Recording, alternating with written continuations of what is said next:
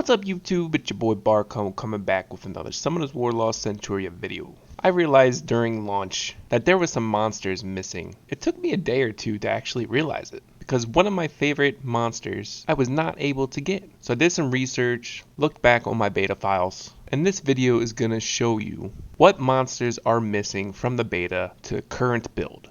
I'm assuming that they're not putting them in because either A, they were too broken, or not good enough. If you like this content, please hit the subscribe button down below, click the like button, hit the bell so you get notifications. Dingy dingy dingy dingy. I'm going to show you what monsters are missing, and also I made a tier list of the monsters that are missing. Let's get started. Currently there are 15 monsters that were in the beta that are not in the current build. I'm going to show you each one specifically and their skills, talk about them a little bit, and then I'll show you my tier list. Alicia, she was broken in the beta. She did cost 5 mana, but she was just lethal. She removed all beneficial effects from both sides and froze both sides as well. Now you may think that that kind of sucks, but if you use it with the right cards, she becomes unstoppable, and there's hardly any AoE strippers to strip the beneficial effects from the other team. Good old Bella. An AoE every single member on your team, 6-second health recovery. You may not think this is good because it's just a recovery, heal over time, but you could sustain your team as much as possible. And against an AoE meta like it is now, Bella was definitely worth it. Or I'm pretty sure it's a he, I don't know. Sierra. She installed a bomb on the first enemy. She's the bomb queen. She does damage, and it's a lot. I can't remember exactly what decreases the duration of all effects granted on all enemies and inflicts damage. I can't remember exactly what it was, but I'm pretty sure if they had like attack buff or something like that, it would lower the time that buff was applied for. Diaz, kind of lackluster. I used him as a front line for a while. It sounds great. He's based off of max HP, but the damage was lackluster, but it was a good AoE unrecoverable. Fire Monkey King, he was your sniper. Whoever had the lowest HP, he would target and nuke. If that enemy died, it would summon like a clone of him and go to the forefront of the line. So technically you could have 9 people on your team if you snipe that first person.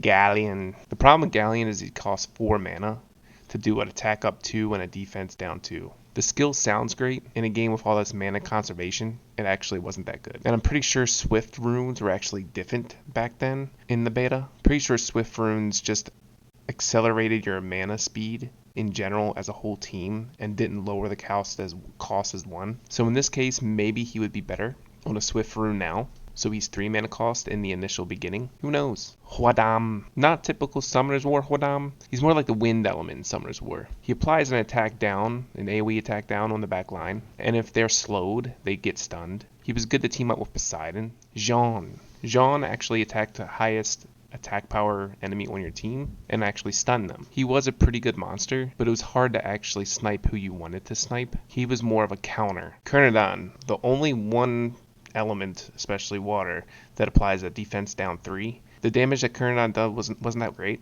and he's very gimmicky in his skill. From what I remember, it didn't land too much. You have to put a ton of debuffs on that front enemy for his skill to actually spread out and do well. He's one of those frontliners that you actually put in with Beretta. My boy Mo Long.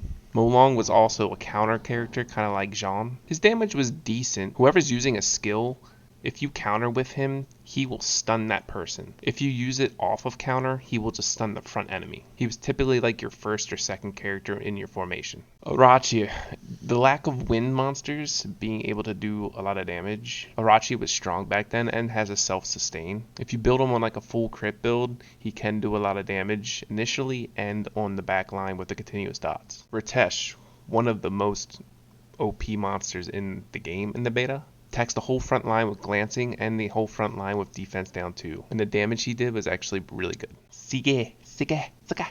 He was decent for being a dark element. Had a heal block, continuous damage, and defense down. It was really random though. He wasn't very reliable on what debuffs actually land, but he's a good neutral monster with no element disadvantage. Zeros, I had him and he was awesome. I usually put him in the back line, waited till somebody needed to die, use his skill. If he kills an enemy, it burns the opponent's mana by 1 for each enemy killed. Does more damage if it crits too. Zabrota was Nah. His damage did ignore defense, but it wasn't a lot of damage. He did have a good skill stone, if I remember, that actually, when he dies, he plants a bomb and does a ton of damage to the frontline enemy. I started using him as like a frontline person. Alright, so let's get into this tier list, right? This is obviously my opinion. I feel like my opinion is pretty validated because of my experience in the beta and now. This is also off of not remembering 95% of the skill stones, because when people make tier lists, you need to look in the skill stones as well. I'm tired of seeing some of the tier lists out there that don't account for skill stones or don't even think about it. Definitely the top 3 monsters that are missing are Alicia, Sierra, and Ritesh. They were almost in every comp. For an S tier, I'd say Bella, Molong, and Zeros. Molong and Zeros could probably push down to an A. They're in the middle for me, so I pushed them up to an S because they're a legend card and their base stats. A rating, Fire Monkey, Arachi, and Siege.